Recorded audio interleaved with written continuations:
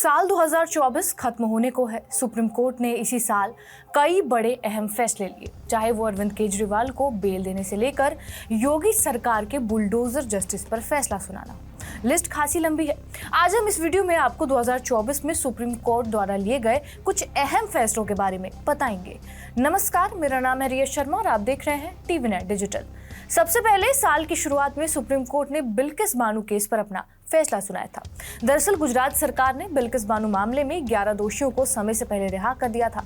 ये सभी दोषी 2002 के गुजरात दंगों के दौरान बिल्किस बानो के बलात्कार और उसके परिवार के 7 सदस्यों की हत्या में शामिल थे। इस मामले में सुप्रीम कोर्ट ने गुजरात सरकार द्वारा 11 दोषियों की रिहाई को लेकर दिए गए फैसले को रद्द कर दिया। कोर्ट ने गुजरात सरकार के इस कदम को दोषियों की मदद करने वाला करार दिया। टॉप कोर्ट ने ये कहा और उन्होंने जोर देकर ये कहा कि दोषियों को स्वतंत्र रहने की अनुमति देना जनता के विश्वास को कमजोर करने जैसा होगा और कानून के शासन का उल्लंघन करने जैसा। फैसले में दोषियों को 2 हफ्ते के अंदर हिरासत में आत्मसमर्पण करने का आदेश दिया गया। इसके बाद दूसरा मामला था चुनावी बॉन्ड यानी कि इलेक्टोरल बॉन्ड योजना, जिसे कोर्ट ने खारिज कर दिया। सुप्रीम कोर्ट ने चुनावी बॉन्ड योजना को लेकर बड़ा फैसला सुनाया था। फरवरी में ही सुप्रीम कोर्ट ने चुनावी बॉन्ड योजना 2017 को असंवैधानिक घोषित करते हुए इसे खारिज कर दिया। तत्कालीन सीजेआई DY चंद्रचूड़ की अगुवाई वाली 5 जस्टिस की संविधान पीठ ने यह माना कि ये योजना संविधान के अनुच्छेद 19(1)(a) के तहत सूचना के मौलिक अधिकार का उल्लंघन करती है। फैसले में इस बात पर भी जोर दिया गया कि चुनावी बॉन्ड के माध्यम से बेनामी दान ने जनता की सूचना तक पहुंचने के अधिकार का उल्लंघन किया है। अदालत ने लोकतंत्र के लिए राजनीतिक फंडिंग में पारदर्शिता को जरूरी बताया। कोर्ट ने स्टेट बैंक को चुनावी बॉन्ड जारी करना बंद करने का निर्देश दे दिया।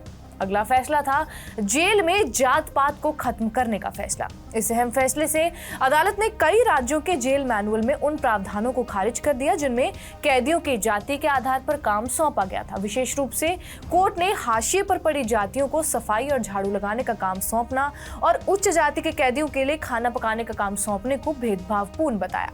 इसमें जातिगत भेदभाव को बढ़ावा मिला और संविधान के अनुच्छेद 15 का उल्लंघन हुआ। न्यायालय ने कहा कि इस तरह के काम रूढ़िवादी सोच को बढ़ावा देते हैं और इसी वजह से इसे खारिज कर दिया गया। अगला फैसला था चाइल्ड पोर्नोग्राफी से जुड़े कंटेंट को लेकर।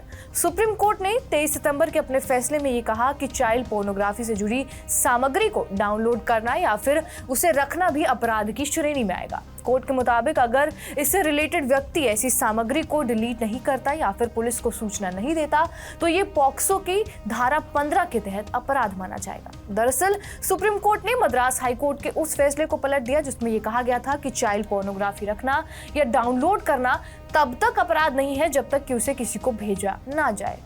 अगला अहम फैसला आता है सिसोदिया केजरीवाल को बेल। शराब घोटाले के आरोप में फरवरी 2023 में गिरफ्तार किए गए दिल्ली के पूर्व उप मुख्यमंत्री और आम आदमी पार्टी के नेता मनीष सिसोदिया को इस साल 9 अगस्त को सुप्रीम कोर्ट ने जमानत पर रिहा कर दिया, क्योंकि इस मामले में अभी सुनवाई शुरू नहीं हुई। कोर्ट ने कहा कि किसी आरोपी को इस तरह अनिश्चित काल तक जेल में नहीं रखा जा सकता। सुप्रीम कोर्ट ने कहा कि उसे लंबे समय तक जेल में रखना अनुच्छेद 21 का उल्लंघन होगा। इसके साथ ही सुप्रीम कोर्ट ने केजरीवाल को भी जमानत दे दी थी। अगला अहम फैसला आता है बुलडोजर जस्टिस पर ब्रेक लगाने का।